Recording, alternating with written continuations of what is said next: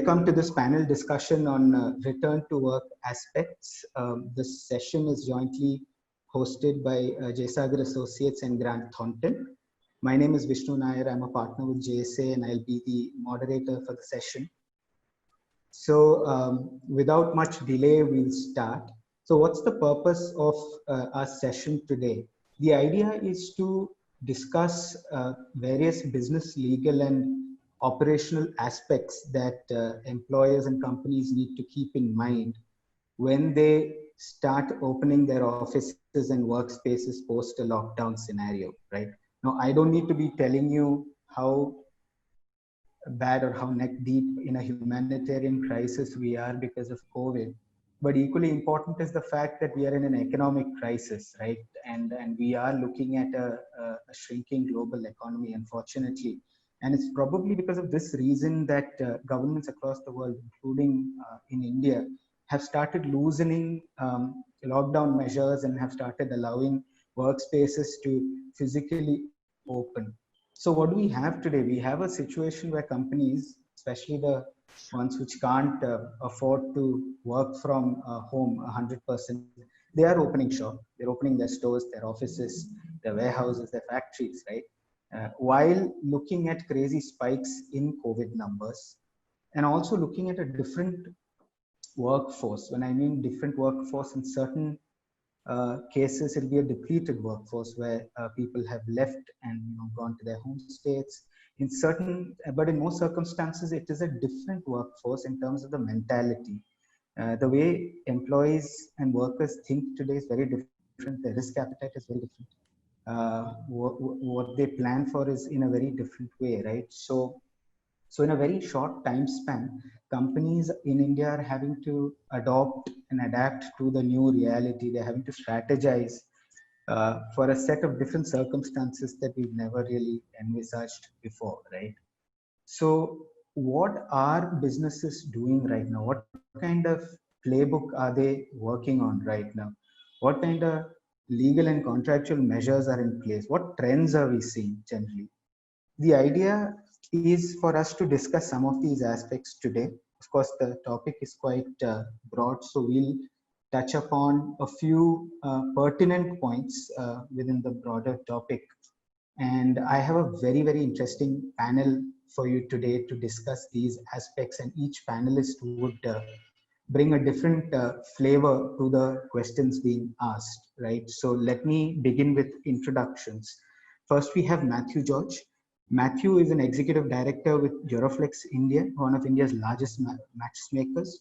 So Mathew wears two hats. He's both director of new product development, which means any innovation you see in Duroflex is probably spearheaded by Mathew and his team. But he's also head of operations, in that he heads day-to-day operations for Duroflex. Mathew, good to have you here for the session. Welcome. Next we have Frank Fernandes. Frank is Director Legal in Deutsche Post, part of the DHL Group. Frank has over 18 years of experience across various business units in DHL. Frank is also a member of the Global Legal Practice Group of Express Parcel and e-commerce delivery businesses. Welcome, Frank. Good to have you on the session. Thanks for having me here. Yeah. We have Bhanu Prakash Kalmath, who is a partner of Thornton India LLP. Bhanu comes with over 20 years of experience in risk consulting and specializes in various aspects such as corporate governance, internal risk-based audits, etc. He was also part of the core team of GT that developed their enterprise risk management services in India. So who better to speak about risks associated with a return to work than Bhanu. Welcome, Bhanu. Thanks, Vishnu. Morning, everybody. Great. So let's start off with the session. I'll start by sort of going around the panelists once. So what are we doing? We're discussing a return to work, right? And what better way to start than by maybe asking each of you what your typical workday today looks like. So let me start with Frank. Yeah, my workday is collectively advising my internal stakeholders for day-to-day operational and other situational issues that come out from a legal perspective. So it is a very, the change is sudden, and we were like, the whole globe was, affected with the issues surrounding COVID-19. And therefore, it has been a very, very engaging 3 months for me, along with my team, to address company issues that have come about during this situation. Yeah. Right, right. Yeah, it's been a busy last 3 months. I can only imagine how busy it would have been for you. Mathew, how about you? Yeah, so Vishnu, I think my typical day starts with, as of now, it looks like I'm in Bangalore, and Bangalore, the numbers have started to go up. As a result, as a company, we've again gone back to saying limited exposure to workspaces.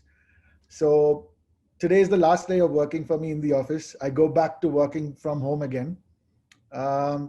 So it's still quite difficult trying to figure out operations where I still don't have access to my factories because they are across the border in Tamil Nadu and other parts. So it's a lot of phone calls, a lot of Zoom meetings, Hangout meetings, and discussions that happens on a typical day where my Bluetooth needs to be charged, my Bluetooth speakers needs to be charged full, and so that's how my day goes. Great. Bhanu, what about you? And before that, just for some context, Mathew and Bhanu sit out of Bangalore, and Frank sits out of Bombay. So we have, so maybe to that extent as well, the perspective might be slightly different, I would say. Bhanu, over to you. Thanks, Vishnu. Good morning, everybody. I think what we are today looking at, how a day typically characterizes with multiple elements, or, I think what we say as today, adapting to the new normal. Starting with adopting to work from home, and then closely watching the developments which are happening and how we can align that with our client requirements. I think it has given an opportunity to connect with people and clients a lot. With multiple changes happening, I work with a host of companies in different sectors, and each of them have their own set of challenges in returning to work. So the days have been largely engaging with clients to understand the challenges and how we can work a solution for them. I think it's technology adoption is going to be the key in this days, and we see that happening significantly. I think as companies restart their operations, that's something which they need to think about it, and we'll probably talk more about it. And just in the lighter manner, as a typical Bangalorean, we are trying to do some self-adjustment. We are getting to adjust a little bit on this new structure. Right. Thank you. Right. Great. No, thanks for that. That sort of sets the flavor for the discussions to follow. I guess we'll start off with some of the questions that we discussed. We'll start off with the concept of preparation for a return to work and the dynamics involved with the same, right? So I'll start with Mathew on this one. Mathew, now you head operations for an organization that has multiple and diverse workspaces, right? You've got, of course, your corporate offices. You also got your factories, your warehouses. You've got your retail stores. You work with channel partners for the retail stores. You also have e-commerce operations, right? Now, the lockdown hasn't treated each of these workspaces uniformly. For example, your factories may have been working during lockdown, while some of your retail stores may still be closed in some places like Chennai, right? So how? I mean, I can't even begin to imagine how you would adopt a uniform sort of playbook to prepare for a return to work. But I'd like to get your views on how you've been sort of preparing for this. What kind of procedures have you been putting in place for this? Sure. So Vishnu, I think the industry that I'm from is the matters industry, where fortunately the matters industry was given an exemption in classification as an essential commodity, mainly because of the product requirement for hospital beds and other COVID centers where the product was meant to be made available for. So even during the lockdown period, we had a very lean and skeletal team of people, those who were deployed to sort of get those requirements fulfilled. But having said that, I think once the lockdown was lifted, we also had to go back into looking at reducing our headcount significantly. So maybe about 33% of our labor force had to get deployed, and we had to restrict that to a large extent. The lockdown worked to some extent because we were able to develop a much more robust plan in terms of what do we need to do in terms of creating a clear-cut SOP, what's the kind of training that we need to do. So we were able to identify some of these challenges beforehand. So what we did was we actually worked very closely with local authorities and neighboring industries, where we worked out a detailed SOP to set out very clear guidelines to ensure safety of the workforce, and also keeping a very close watch on the social distancing norms within a factory that needed to be kept. Right.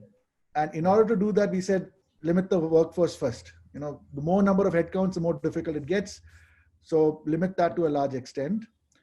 We also worked very closely with local doctors and hospitals. So we actually employed a full-time doctor at our factories, where they were actually given the task of ensuring safety. They were also part of creating the SOPs and the protocols, and they were also empowered to do certain frequent audits on the shop floor to ensure that the SOPs were maintained. So that gave us a lot of comfort in sort of preparing ourselves for this.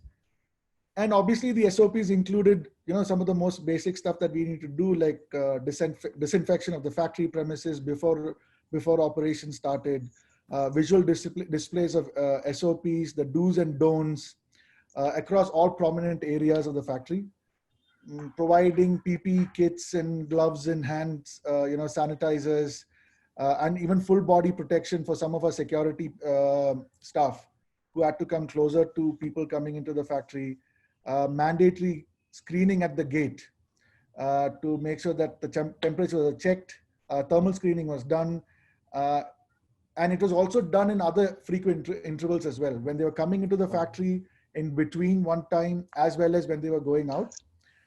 Disinfecting of all the vehicles that were coming into the factory. That's something that we were very particular about. And like I said, we limited all this with about 33% of our headcount, thereby making it a lot more easier for us to enforce a lot of this. Something that we also conscious about was the dependence on migrant workers. We started an entire process on multi-skilling our current labor force. Right now, to work with 33% to still meet those expectations are tough. So we started to train our employees on multi-skilling them, and thereby when the migrant workers decided to move away, our people were a little more trained to take that workload on to some extent, and thereby ensuring that we didn't have to drop our efficiencies significantly and still kept up to some of those optimum production capacities that we needed to maintain. And one more thing that we did at the factory was there was a very strong traceability that was built on the worker movement. So workers were not encouraged from moving from department to department. Whatever department they were part of, they had to work in that respective department, because in the case of a positive identification, we said we probably have to quarantine that entire department itself. So we limited the exposure of that person across multiple departments.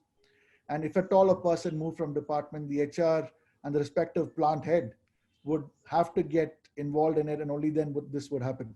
So, a lot of that activities that we started to build in. Sure. And another challenge that we had is on retail spaces. Right now, this is all the factory workers that, factory and those premises. We also had to look at our retail spaces where we had to, again, put on a very clear-cut SOP, making sure that the shops are sanitized, sanitizers, the same protocols of thermal screening, better adoption of technology like POS systems.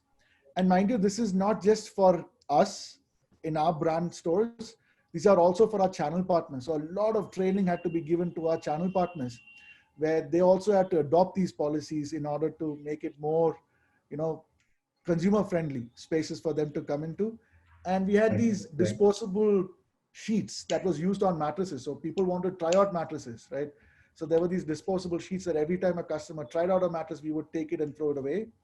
And even if they weren't tried out, at the end of the day, these sheets are thrown off and we have to bring in new sheets and to make sure that the mattress is still kept safe and the environment that they're walking into is hygienic. The people are trained, and they're also ensured that delivery of mattresses to the customer's house is also taken care of without minimal exposure and minimal contact of the person and the consumer as well. Right. Well, all this in a span of 3 months. So, I can only imagine how your days would have looked like these last 90 days. But thanks for that, Mathew. And a few sort of interesting takeaways from what you said is, one, of course, a close working relationship across various stakeholders.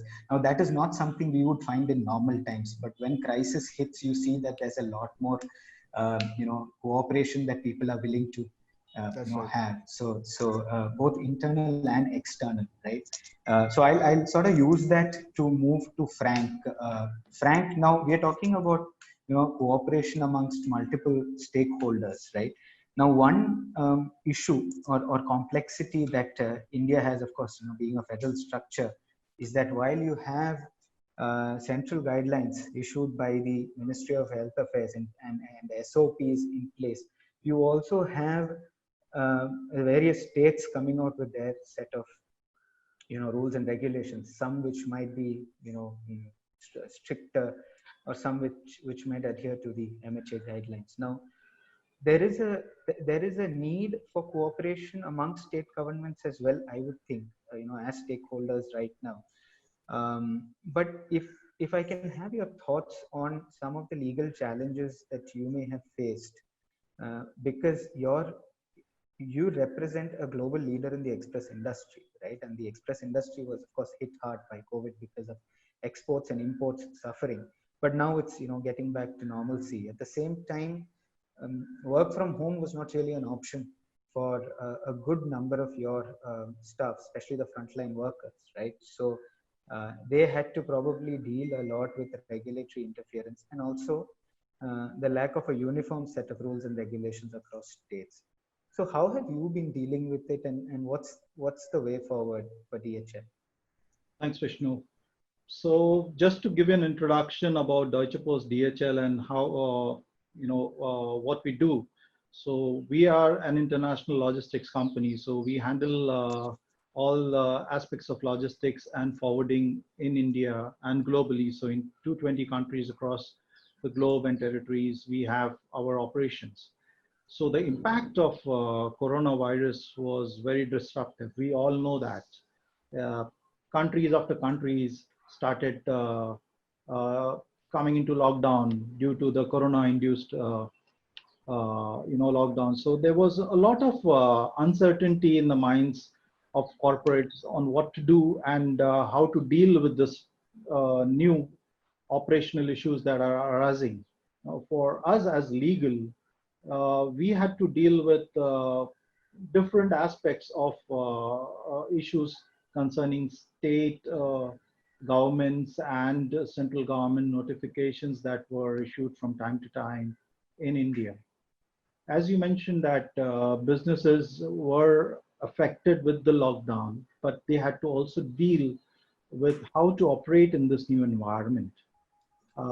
As Mathew mentioned that his industry or his factory was an essential producer, and similar was for DHL. Since transportation of goods was allowed, even though in the beginning there were issues related to movement of only essential commodities. Thereafterwards, there was relaxation from government to say it can be transportation for essential and non-essential commodities as well.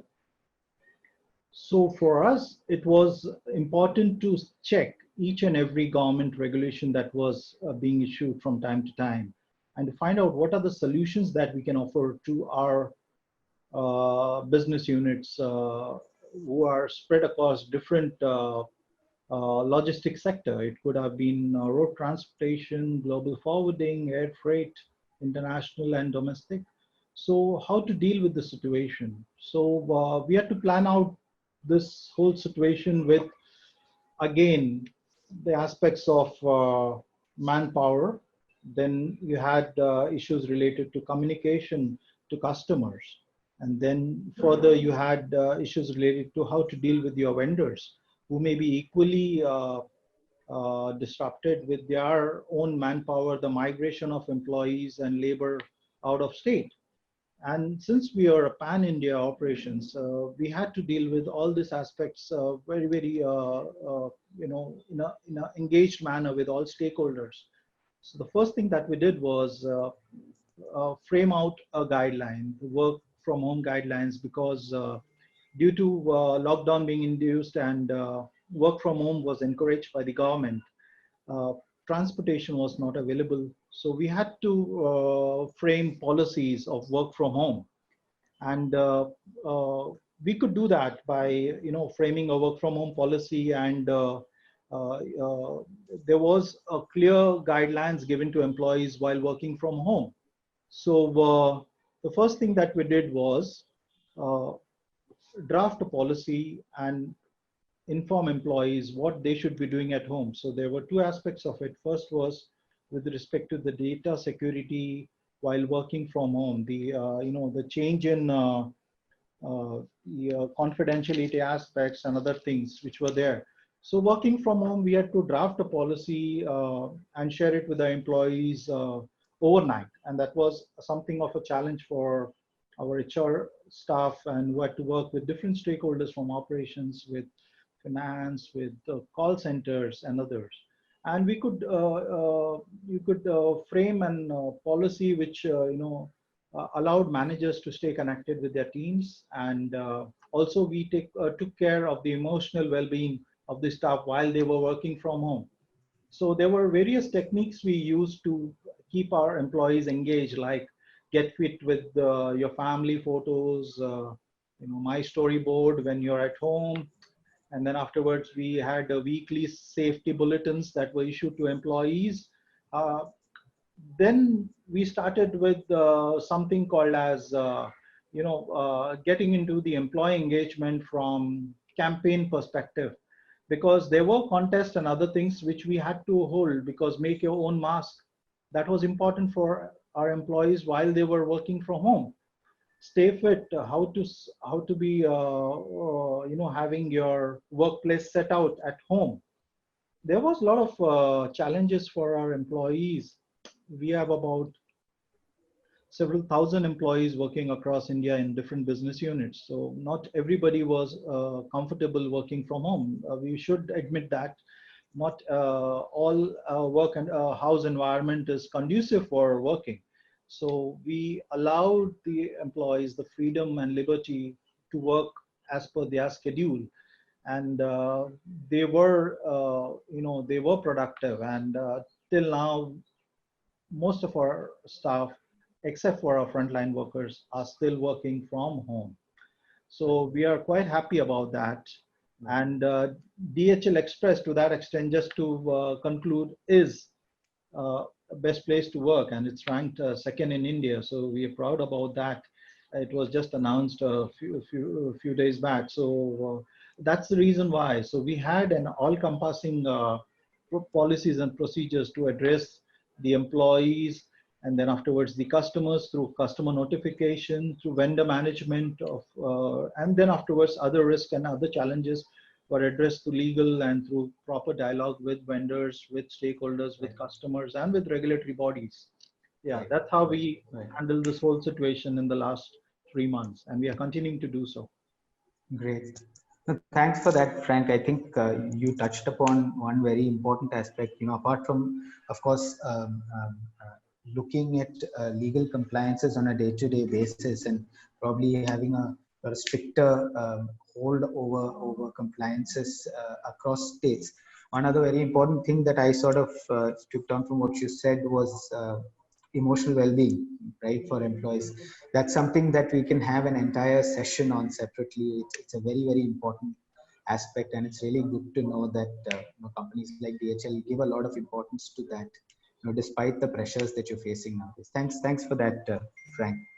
I'll move on to Bhanu. Now, Bhanu, you are in a unique situation where a good chunk of your your employees, GT's employees, and your colleagues are stationed on site on colleague premise on sorry client premises, right? So you are looking at a situation where you are responsible for your employees, but at the same time there are a lot of externalities that you need to look at, because how those employees would also depend on the rules and regulations that your clients have put in place in their premises. So how do you go about this? What are the kind of dynamics involved there? Great question, Vishnu. I think I'll probably address it from a services perspective. I think Mathew and Frank have covered from a manufacturing and a spread operations. I mean, Grant Thornton, as a many of our colleagues visit client offices to provide audit, tax, or advisory services. And like we are a people organization, so and many services organizations will have similar dynamics. Many of them visiting the client premises for meetings or project-based meetings. So I'll probably broaden that question and address from that perspective. I think the fundamental thing is this pandemic has redefined the rules of the game. What otherwise is always used to be considered as on-site work is now sort of has come to a sort of acceptance of doing some amount of it through remote site delivery. I think that sort of eased some elements of it. However, wherever employees have to visit any of the other locations, because the moment people visit multiple locations, the risk for the employer manifolds, right? Because they have to consider there is multiple locations. Having said that, I think some of the things which I have seen corporates adopting are, like, if they have to visit their customers, suppliers, or any premises, they are sort of validating the engaging with the customers or suppliers to understand the safety and hygiene policies followed by them, understanding their environment, and then sort of taking a decision on of people visiting that location, because that sort of brings in a sort of some check and balance to ensure that the safety and hygiene of employees are taken care. Safe commute options also have to be worked out. Unlike factory premises, it's like, people are moving from multiple locations to one location. Here we have a multi-variable. It's a many-to-many variable. So we have to carefully evaluate the safe commute options wherever people have to use it, because even the transport utilization dips because many of them are not coming, but it also gets offset with the limited seats which you can utilize. So many companies are evaluating how to optimize this. While there is a dip in number of employees visiting office, but at the same time, the capacity utilization may not be same. So there is some amount of offset which the people have to factor in. Same issue with, like, if in terms of social distancing has reduced the capacity in office for usage. So in that case, the many of the meeting room get blocked out. So if when we visit or whenever somebody is visiting a different place, so those options have to be evaluated. I think what we see as emerging trends is many of them, as we all read in newspapers, are giving up some of their office premises, or are redefining or revising the layout for more collaboration suites. Because I think because of the current restrictions, many of the employees were visiting client office or their own office just for desk work is probably going to be limited. And I'm sure Mathew will have some flavor of it to cover when we touch upon. It's more for collaboration, and I think so office layouts are getting redesigned accordingly. And I emphasized, I think, which Mathew and Frank also emphasized, is on adoption of technology, which sort of helps us to see how we can ensure that we are closely watching what's happening, at the same time protect our employees. Most important, I think, is there's a lot of deliberation of work from home, but I would say probably it's like, organization have to think on, focus on how work from anywhere can be enabled, and that brings in a lot of opportunities for optimization, at the same time bringing in safety and hygiene procedure for employees. That's my take. Thanks for that, Bhanu. In fact, I recollect someone telling me that it's not work from home anymore; it's live at work, right? So it's a different concept that we are looking at right now. But thanks for that. So all of you, one important aspect that everyone has touched upon is on employees, right, and managing expectations for employees. So I'll probably just delve into that a bit deeper with Mathew and Frank, right? So Mathew, clearly a one size. I mean, given the diverse workspaces that you're dealing with, right? Clearly a one size fits all approach can't work when you're talking about employee deployment, right? Now, of course, in your retail stores, in your factories, for example, a work from home situation is probably not possible. While in your offices, probably you can have a work from home sort of structure enabled. At the same time, there might be employees who, even if they need to be physically present in the workspace, they're not able to because either they have they come from containment zones, or they have old parents, or they have other concerns, which sort of prevents them from coming to office or coming to their workspace, right? How does employee deployment work from an operational perspective in these sort of circumstances? If you can just, I know you did touch upon multi-skilling and reskilling, upskilling as well of some of these employees because of the migrant labor issue. But maybe you can give us some examples on what you're doing in your corporate office, for example, in terms of employee deployment when there are these dynamics involved. Sure. So Vishnu, again, we've had almost 90 days to sit at home and figure out what we need to do, right? It's not just during, the post-lockdown lift. I think even during the time when they are back at home, during the lockdown, it was very important to keep them engaged, motivated, keep up the morale. People were scared about losing jobs. They're scared about, markets being very difficult, dynamic, complicated. So the actual work started much before the lockdown was lifted. So we were working very, very closely on, conducting trainings, a lot of sessions on trying to keep our team a lot more motivated. In fact, we had group workout sessions. One of the important things was to build in immunity. So we had group workout sessions. We have had sessions organized that were online music concerts. So this was extended towards our consumer base, where we were sort of having influencers that helped us create these specific content for us, and also use this to sort of keep our team motivated. So music concerts, art sessions, a lot of that stuff was actually built in to build in employee morale. On the training bit, we encouraged everybody to start taking up, a lot more courses, online courses, where we sort of extended our, extended help from our side as well if they were keen to take on certain courses. And a lot of that has actually helped us, take the lockdown a lot more at ease. This is what actually helped our people come back to a lot more safer workspace. All the precautions that I talked about, thermal screening, temperature, all of that was there. But apart from that, a lot of this morale build was actually what helped us to a large extent. Again, flexible work hours was something that we've never tried out before, but we've encouraged a lot of that. We've said if people are traveling by public transport, avoid it as much as you can. Work from home, so that there are no challenges in meeting those expectations. We had a lot of online town hall sessions that was organized to help keep the people, answer a lot of their questions, a lot of their grievances. When it came to things like insurance policies, a lot of people asked us, are we covered under the company insurance policy?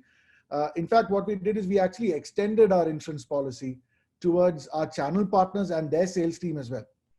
So we said, it's important to keep our employees motivated and keep them at safe. At the same time, extend this further towards our channel partners as well, because it is as important to keep them, as motivated and engaged with them, and keep them rest assured that everything is going well.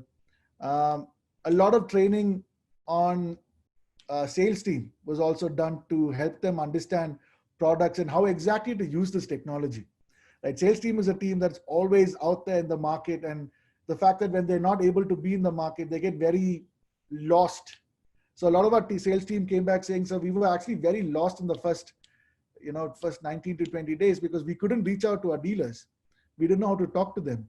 So, a lot of that training and things like that were what we did to sort of keep our employees very much in touch with what was the requirement for the new age. At the same time, keep their morale and their engagement a lot more up so that they're able to,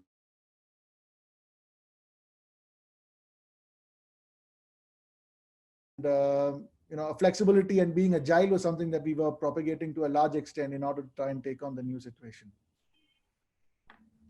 Great. No, thanks for that. And a quick a check with Meghna. Meghna, if you can just also give mic access to my other device as well, it'll probably help in case there's some difficulty, from a technical standpoint. But right now it's fine. But thanks for that, Mathew. Just moving on to a different aspect on employees, and I'll move to Frank on this one. Frank, employer liability is an issue that it's a major concern for some of my clients, right? So they say, what happens if an employee contracts the virus while at work? How is that situation to be dealt with? So of course, there is no specific law which directly makes an employer liable. But there is, of course, some kind of claim that employees could have legally, or otherwise, when they contract the virus while at work, right? So so there are a couple of legal protective measures that employers would be looking to put in place. So what are you doing in DHL, and what would you advise our audience in terms of what kind of protective measures should we be putting in place to legally protect ourselves as employees? Thanks. It's a very good question. So understanding that DHL was allowed to operate right from the very beginning. So it was just about a week from the lockdown that we started to prepare ourselves for operations again. So our frontline staff started coming back to our workplaces. So slowly, gradually, we started working. But it was a challenge for the supervisors, for the managers to convince the staff to convince their families how they would be, safe from the transmission of the virus, and how the company can protect them from those. So to develop the return to work pack for these frontline staffs, we had to develop few standards, and I could just place them in four boxes. The first one was policies. So we had a set of rules and policies to make the employees come to work. So, we tried to create safe workplaces for them, and a policy with proper communication and training to the staff so that they are aware of what this invisible enemy is and how to deal with it when you're in the workplace or when you're in your field for either doing a pickup or a delivery of your shipment. Second was the personal protection equipments that we had offered them. So we offered them masks and gloves and other sanitization measures based on the SOP that was also laid down by the respective, by the Ministry of Home Affairs and by respective state governments. So we were keeping a check on those, how we are compliant with those, and so that there was proper social distancing measures adapted by the company. So after that, there was local guidance. So there was, continuous guidance given by Ministry of Family and Health and Family Affairs. They were trying to give us a lot of guidance on how to commence operation. If there is a case of a virus being infection, how to deal with it, how to deal with containment areas. And, so this was something which helped us a lot. Now, coming to the insurance, our employees are well insured as per global policies and local policies. So that was something which we ensured in the beginning. And to say that safety was always our, it was something, a motto for us. And we had actually started that in 2020, the beginning of 2020. We had done safety as our first prominent aspect when we are dealing with our staffs, and all our facilities and operations were to that extent compliant. So insurance was properly done for our staff. Collaboration with team members and different stakeholders was also done so that we could ensure physical distancing and space marking on the floors, because they were working on different locations. Also, we created alternate employee groups, like there were two sets of groups, A and B, and we had staggered shift timings for these groups, so that, the first day, for first 2 days or 3 days in a week, there will be group one coming for your doing your work, and for the remaining time, it will be the other group, so that if in case there is a case of exposure to a virus, not the entire team is getting affected. So that was a mitigation risk that we had to do. Apart from that, we could provide employees with adequate training, communication through mediums of emails, and that's how we try to create a focus on the well-being, again on the flexibility of the working shifts, and that's how we outlined our policies and procedures. And the insurance and coverage was always there to cover us in case of an eventuality, and that's always the hallmark. That's why we were a great place to work. And the policies are taking care of the current situation as well, both for our facilities, the workers, and even for our vendors. So most of all our vendors who have to be affiliated to us, and they have to be compliant with the local insurance and welfare measures. So that is a compliance which we strictly follow, and there is zero tolerance for it. Last point I would like to mention is that we had regular meetings on to different team members. So there were about 40-45 team members across functions discussing every day what's happening and how to deal with situations related to each of their functions and how. So there were people giving their comments and trying to address issues on a daily basis. So we were well prepared for it, and it's become a new normal now. So everything is now coming back to the normalcy. We see it to be continuing for further few more days or months, who knows, but then we are well prepared for it. Thanks for that, Frank. And it's good to know that there's a very robust sort of implementation system that you have in place, and that's something that other companies can emulate, because it's not just enough that you change your policies, but also important that your implementation is as strong as the policies themselves. So thanks for that. And of course, the other important point is insurance. We do see, I do see many of our smaller clients, they don't really, initial stages, they don't really insist on employee health insurance as a concept. Larger companies, of course, they do it, but it is now very important and at some level mandated as well that health insurance be taken for all employees. So that's a good takeaway from. I read it in the newspapers recently, if that there was some action happening on creating a COVID cover.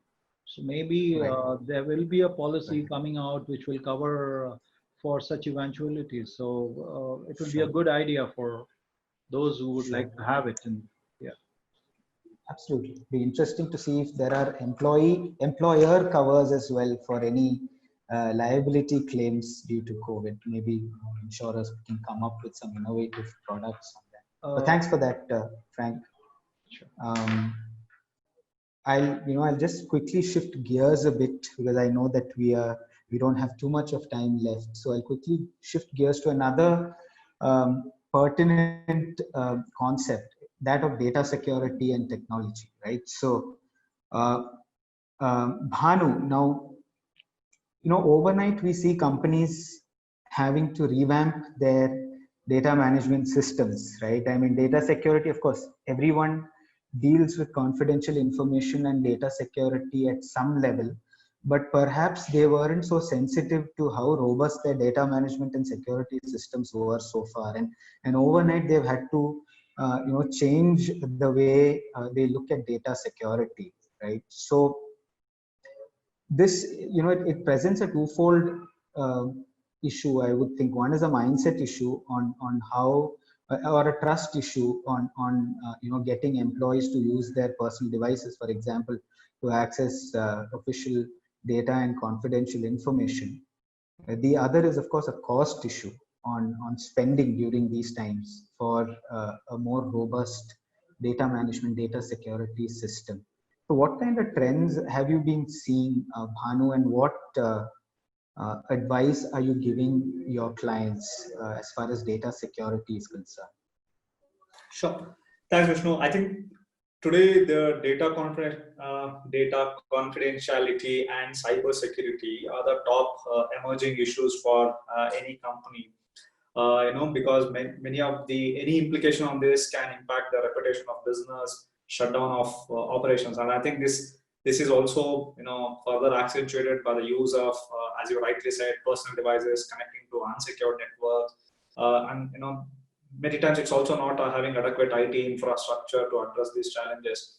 I think first on the mindset issue, what we see companies are doing is training their employees, educating their employees on the sensitivities of managing the data carefully, ensuring that their confidentiality is protected, and those elements are factored into their in the online sessions as well. You also see them reinforcing them through periodic online sessions. Many of them may not be like long sessions, but just a quick 15-minute online refresher so that it stays on the top of their mind. Of course, the stringent NDAs are being, it is there in many sectors, but now with people working from remote site, NDAs are being made far more stringent for employees who are going to use, who are going to have access to confidential information. In the current scenario, there is definitely a need to review the entire IT security policy, revise it to meet the current requirements. There is a lot of focus on automation of controls, implementation of RPA, AI, and other advanced tools to sort of mitigate some of these risks. What we see is, in this chaos, typically the frauds, the hackers, and the scamsters get active. I think companies should really watch out for these. I mean, off late, what we are seeing majority is somebody seeing as actually imposing as a senior management and instructing executive to transfer funds to a particular account. We have seen that happening quite often, and companies should watch out for that. Of also educating their finance team to sort of be careful on such instances. See, I think this pandemic has also highlighted the need for digitization. Digitization in terms of simple steps of scanning certain critical records to sort of implementing advanced AI tools for various analytics and review mechanism. I think companies should review their digital strategy and embrace technology. Technology not just for the purpose of as a support function, but as a competitive advantage for their business. I think I'll probably limit that for this quickly. Thanks, Bhanu. Frank, now confidentiality of information is very, very important for your line of business, right? You're not just dealing with internal confidential information, but you're talking about third-party information that you will have within your possession, as an express company, that even includes government, documents and information. On the other hand, you also have arrangements with third parties and vendors and service providers where such information is passing hands, right? Now, given the condition we are in today, it is even more important that that confidentiality is sort of preserved, even if there are other disruptions in the whole service value chain. How do you go about it in your contracts with third parties? How do you go? Is there an increased sort of emphasis on the confidentiality provisions that you see nowadays with your contracts with counterparties? Yes, Vishnu, because we are a global company and most of our clients are multinationals, and we service across territories. It's not that it's only a domestic service. We have international services. So the flow of information that happens has to be confidential, and it has to be maintained confidentiality, has to be maintained with our data that we have. So it's always been an important aspect of our contracting, that confidentiality with our vendors. So be it IT security, be it data, personal data of our customers, whatever it was, there is a strict guideline. There is a strict risk mitigation measures that we put across for our vendors. So there is a proper screening of our vendors. The IT systems are checked, and if there are any IT measures to be put in place for the vendor, we try to do that with the help of the IT security team. So managing the electronic data that passes through our vendors are always safe. Now, the COVID situation actually led to a bit of disruption. Not all employees were, or the staff of the outsourced vendors who were sitting in their premises could access the data from their secured locations. It had to be moved back to their homes or to their homes. And that is the situation which led to a more security risk for us. We had to then seek a proper privacy impact assessment from the vendor to see whether the data that is being used by the vendor's employees at home is secured, whether there are proper firewalls that are put in place, there are proper policies and training given to the vendor's employees so that they don't misuse the data which is being used through, maybe not through their VPN, maybe through an outside channels. So everything for managing both the electronic data as well as the physical data, we had to put in contract measures in place. So we had to do contract amendments to put in the escalated risk issues with the vendors. Thanks for that. No, that's quite interesting, and of course, data is one of those touch points that I continue to have with most of my clients. It's one of the major concerns that we see many of my clients having. Right? I know time is short, so I'll probably take one more round from each of the panelists on the aspect of risk mitigation quickly before we go to the Q&A, right? So I'll start with Mathew. Mathew, now, of course, we've touched upon risk mitigation in the other points that we discussed, right? One thing we didn't speak about is risk mitigation from an external point of view. When you look at your value chain and your vendors, your customers, etc. So you're looking at a complete supply chain. a disruption in any of your suppliers or your vendors side would result in massive disruption at your end as well in terms of operations. How do you go about mitigating risk from an operational perspective and try and ensure business continuity in those circumstances? I mean, doing it internally is one thing, but how do you go about it in your dealings with your vendors and suppliers, for example?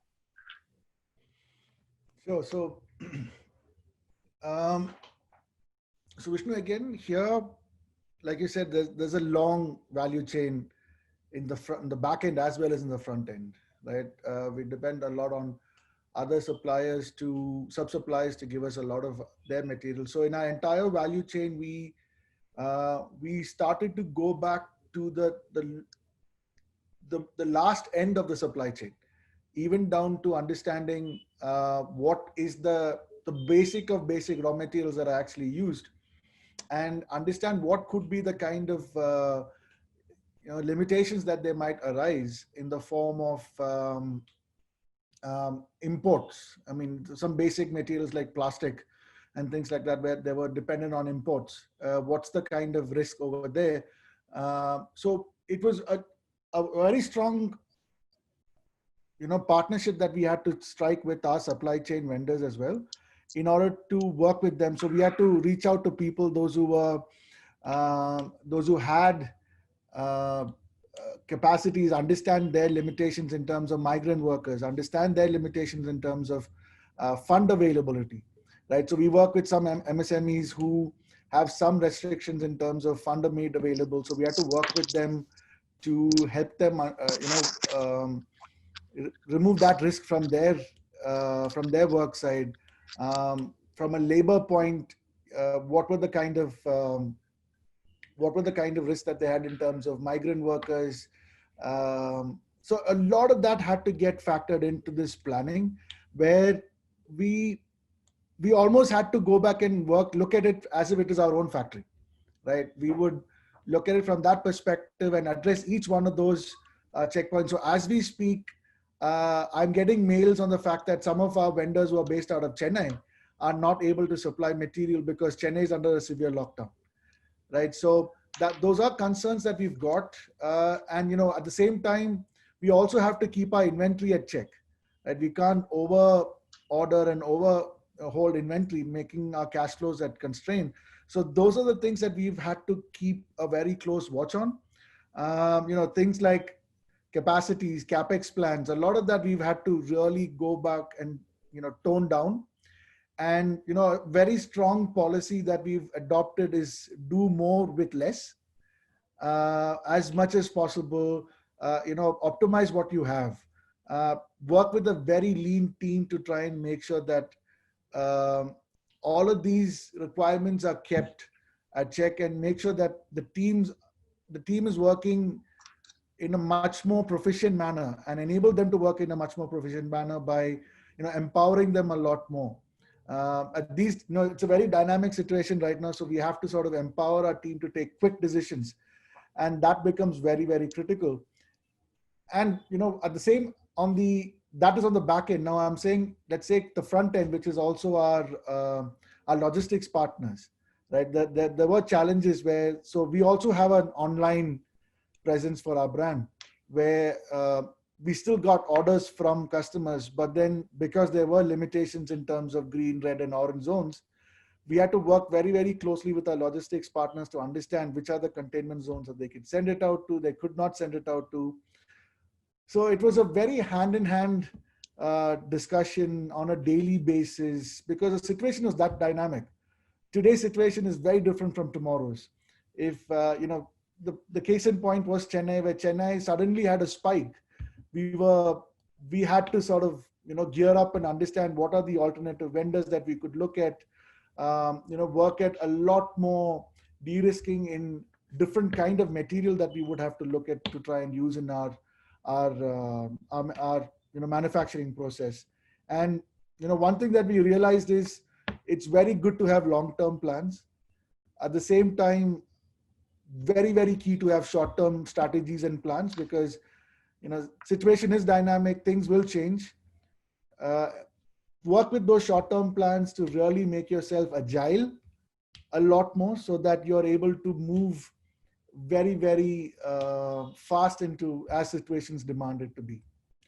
But yeah, working very, very close with your supply partners, almost as if they're your own factories and your own premises, and keep those things at check. Great, great. Thanks for that. I think a balance between a long-term and a short-term strategy is what people are looking at. So thanks for that insight. Very quickly, I'll probably end with Frank on this one because I think we've exceeded our time for the session. Yeah. Frank, from a legal and contractual transactional basis, one thing that I increasingly see in contracts is a negotiation on step-in rights as a risk mitigation measure.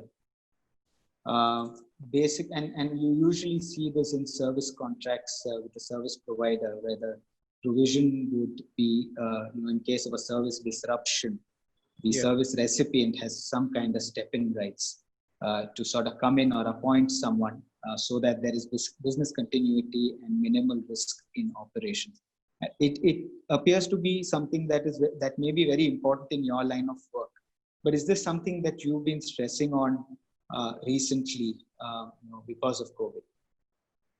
Yes, Vishnu. It is very important that step-in right should be available to a customer when you're using a service provider whose services are critical for your operations. So I would encourage everyone that while contracting, we should use the expertise of a lawyer to draft your contract so that you're not exposed to these situations when it comes out.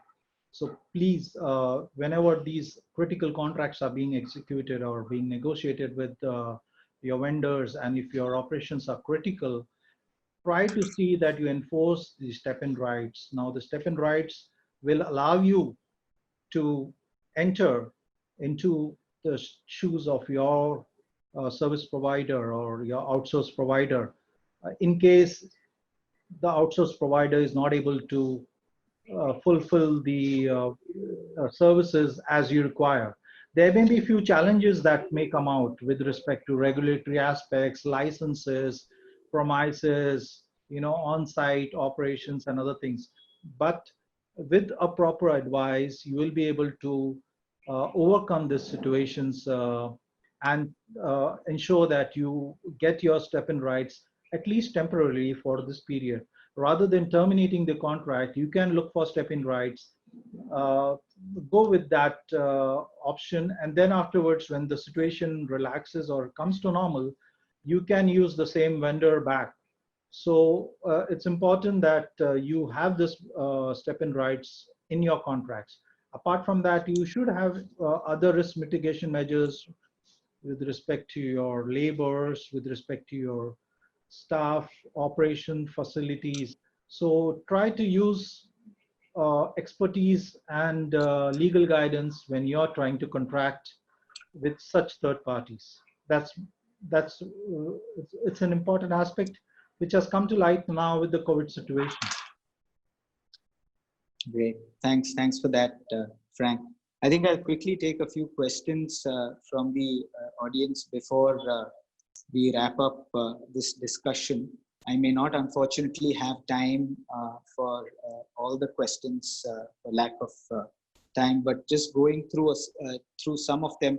One, question which it's been asked in other circles as well, and I thank the person who's raised this, is the question of work from home, resulting in work 24/7.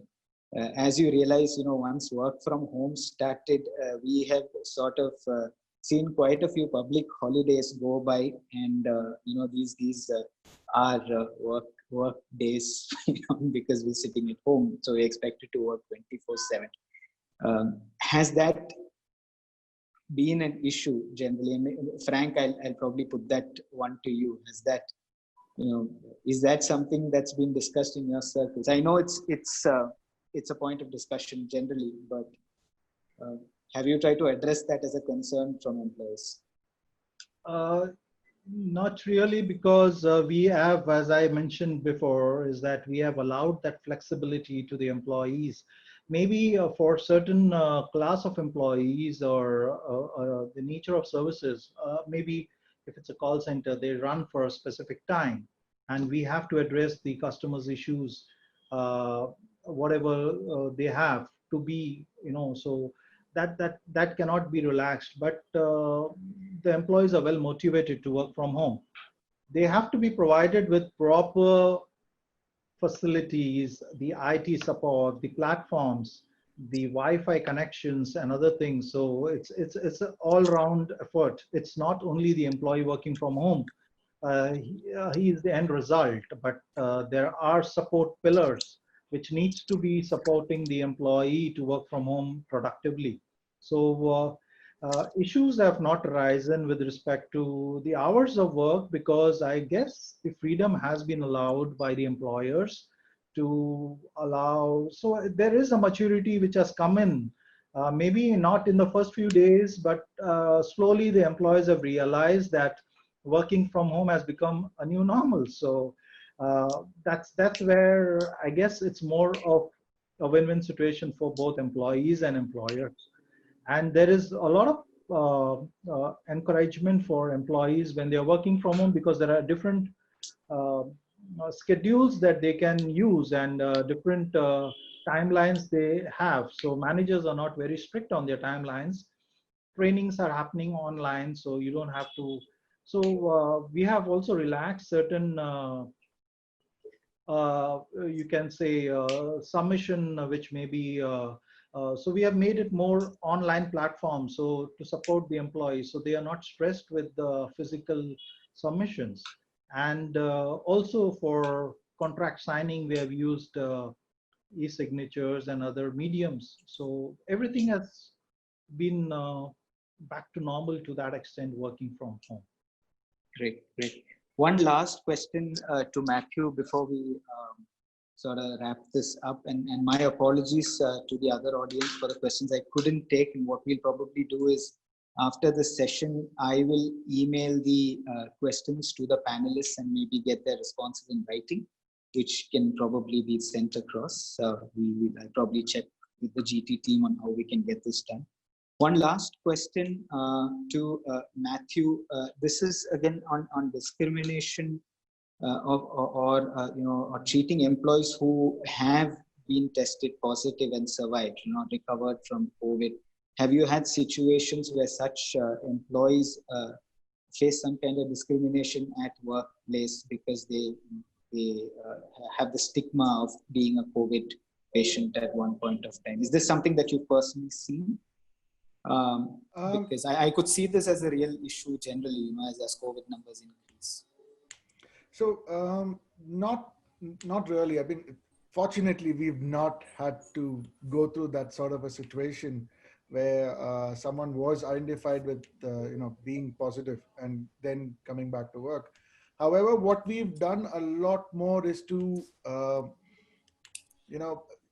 today the challenge is also to sort of identify this much beforehand. So today we've had situations where people have had fever and cough, and then obviously there's a lot of panic that then goes around. The person has fever and there's cough, and it sort of affects everybody else that you're working around with. Right. So at times what has happened is the employee probably has a couple of tablets, and that suppresses their temperature. And when they do a thermal screening, the temperature is not identified, and as a result, it becomes a bit of a challenge to mitigate the risk even before it occurs, from a factory point as well as from the person.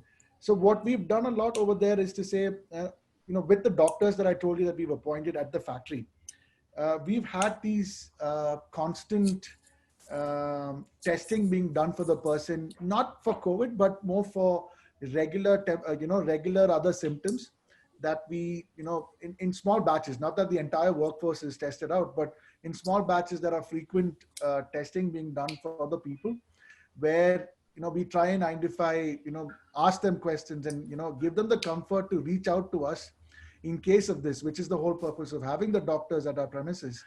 And they are at ease that, in case that there is something that we are able to identify it much beforehand. There has been cases where there were suspected cases where we had to send them quickly to a doctor or a hospital that was, that had the testing facilities and do a paid check. So we would pay the money for the, for the testing, and so that there are no delays in addressing this, and quickly do a test.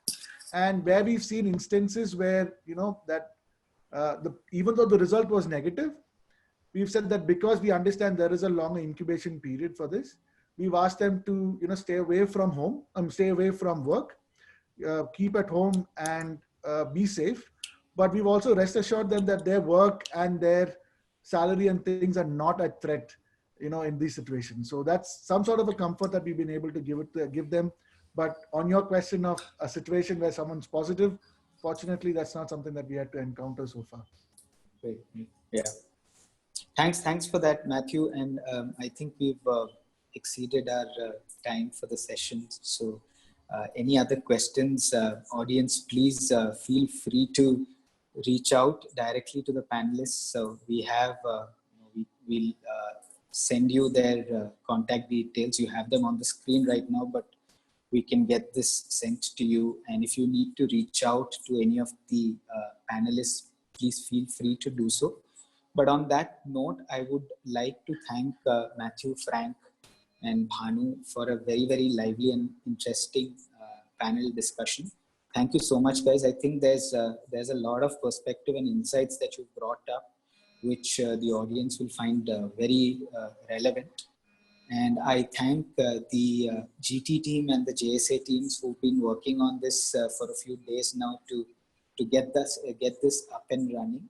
And thanks so much for the audience for being patient and participating in this session. So thank you all so much, and have a good day. Thank you. Stay safe. Thank you.